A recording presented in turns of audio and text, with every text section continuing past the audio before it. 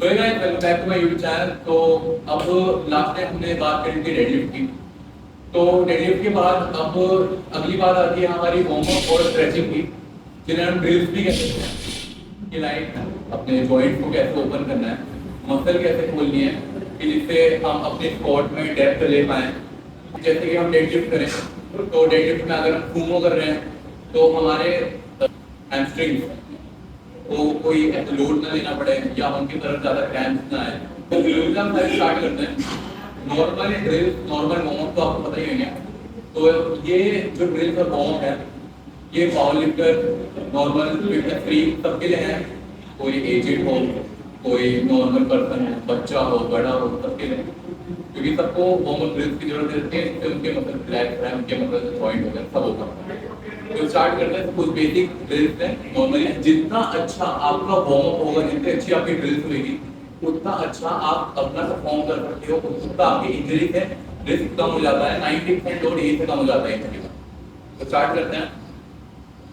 Normally सबसे पहले अपने हैमस्ट्रिंग्स को एक्टिव करते हुए नीचे जाना है, इधर इधर इधर इधर कन्वेंशनल की फॉर्म में ऊपर, नीचे इधर इधर इधर कन्वेंशनल की फॉर्म में ऊपर।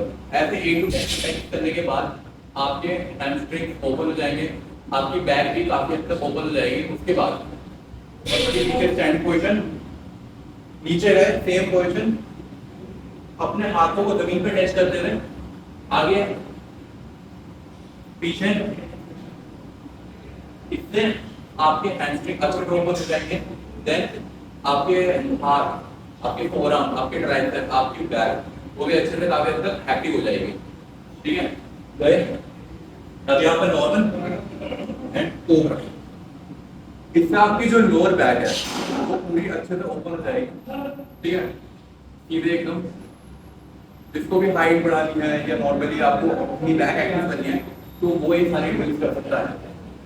उसके बाद यही है अपने लेग्स और ग्लूट्स वगैरह को ओपन करने के लिए नॉर्मल ड्रिल। ये एंड सेम अदर साइड।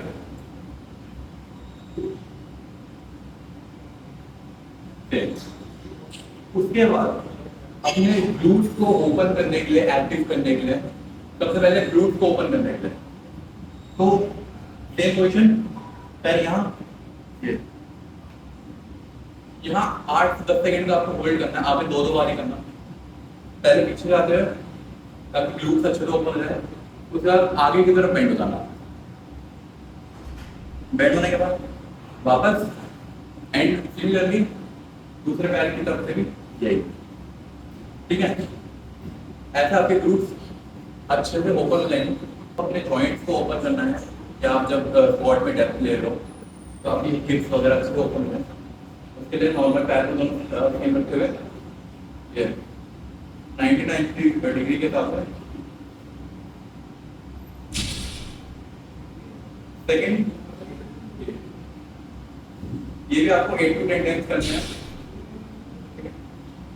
इससे आपके हिप्स, आपकी इनर थाइज, आपकी लोअर बैक अच्छे से ओपन हो जाएगी, एक्टिव हो जाएगी। नॉर्मल बटरफ्लाई, इससे आपकी इनर थाइज एक्टिव हो जाएगी फुल्ली। स्क्वाट की डेप्थ के लिए नॉर्मली फ्री स्क्वाट में नीचे रहे पूरी डेप्थ। और ये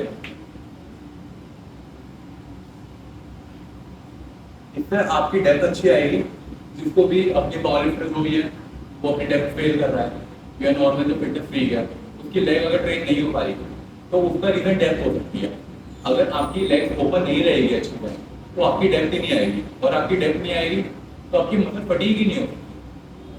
उसके बाद ग्लूट्स को एक्टिव करने के लिए सिमिलरली दूसरी साइड से हमने फ्री स्क्वाट करे थे, वेरी हाई, थोड़ा एडवांस एथलीट के लिए ये।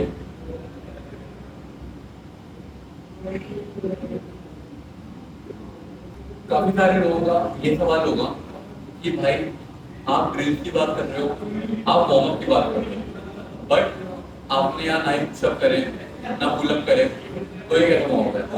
तो मैं आपको सीधी सी बात बताऊंगा, पुशअप और पुल अप कभी भी एक वार्म अप कैटेगरी में नहीं आता।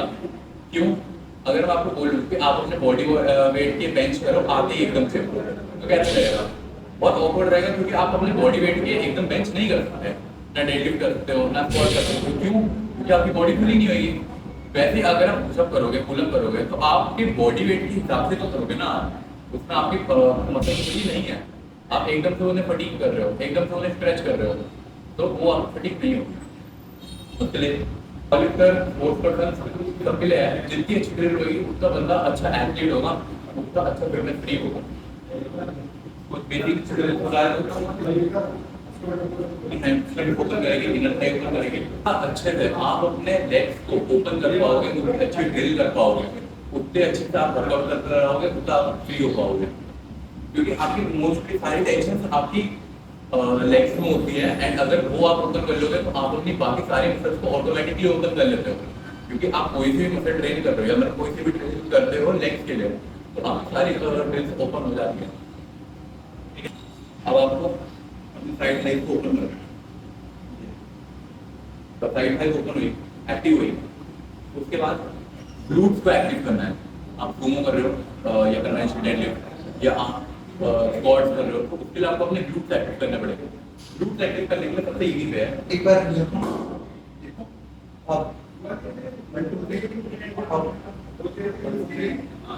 ऐसा आपने 10 to 12 टाइम्स करने से आपके ग्लूट्स एक्टिव हो जाते हैं। उसके बाद अगर आपका कोई हैवी सेशन है डेडलिफ्ट का या स्क्वाट का, तो उसके लिए अपने कोर को एक्टिव करना जरूर रखना। क्यों? आपका जब कोर एक्टिव होएगा, सीधी सी बात है, आप ब्रेक जब करोगे, इससे भी ब्रेक नहीं करता, उससे ब्रेक करने से आपकी स्क्वाट 10 to 15 टाइम्स बढ़ सकती है, 10-15 किलो की जंप आ सकती है। तो नॉर्मली प्लैंक करना आपने 30 सेकेंड पे 2 सेट बहुत है, इनफ है। अगर आपको एक्टिव करना है कोर अपना, ट्रेन करने के लिए आप 1 मिनट कर सकते हो, उसके 3 सेट।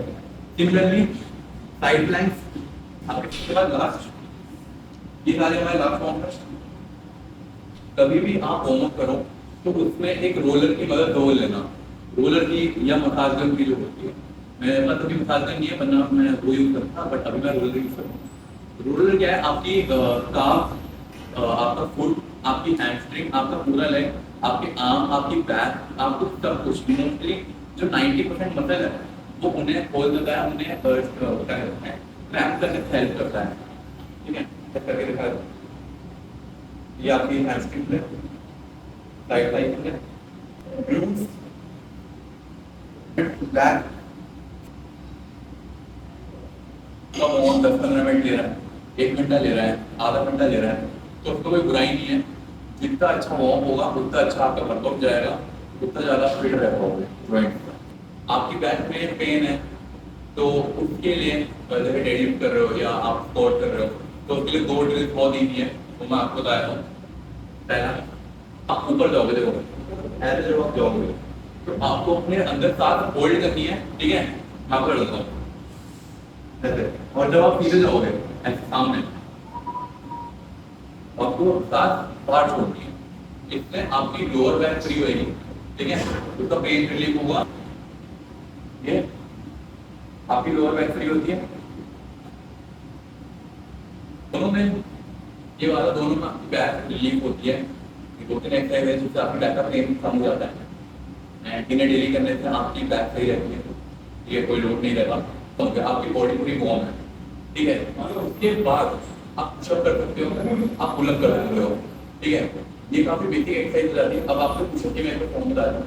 कोई कहता है कि अपना आप अपना मुंह एकदम सामने रखो, बट उससे क्या आता है, अगर आप अपना पुशअप करते हैं मुंह की तरफ हो जाए तो आपका जो स्पाइन होता है वो टेढ़ी हो जाती है, उससे आपको सर्वाइकल की प्रॉब्लम हो सकती है और भी काफी बड़ी प्रॉब्लम हो सकती है। तो नॉर्मली जैसे आपकी स्पाइन एकदम नॉर्मल सीधे रखो, कोई जरूरत नहीं है आप ऊपर रखो नीचे रखो, ना आपको ज्यादा हाथ बाहर रखने ना अंदर।